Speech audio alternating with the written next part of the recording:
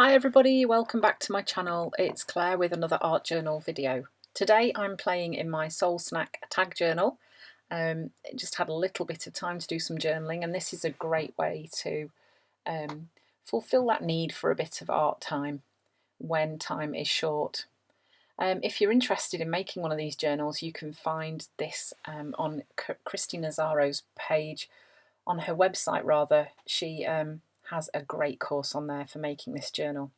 So I've picked out a page that already had some gloss sprays on, and then I'm just adding some different collage elements. So the paper with the script writing on is actually a decoupage paper that I found in one of our local craft stores, and it makes great collage paper as well. So I've just added some different pieces there. You can see the spotty one are some pieces of sticker paper that were left over.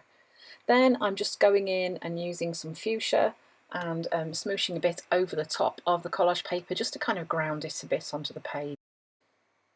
And then I'm using a really thin tipped paint bottle, and that's got some white acrylic paint that's watered down, and I'm just drawing some images onto the page too. Just giving her a pink cheek using a pink Posca pen, and then I'm using the Signo Uniball in white and just doing a little bit of mark making on the page as well.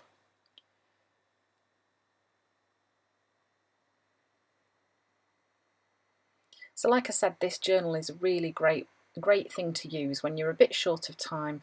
The pages in it are quite small, so a small space, quick journaling. that's the way my thinking goes with this. And then I'm using these brilliant rub-on letters from Art by Marlene.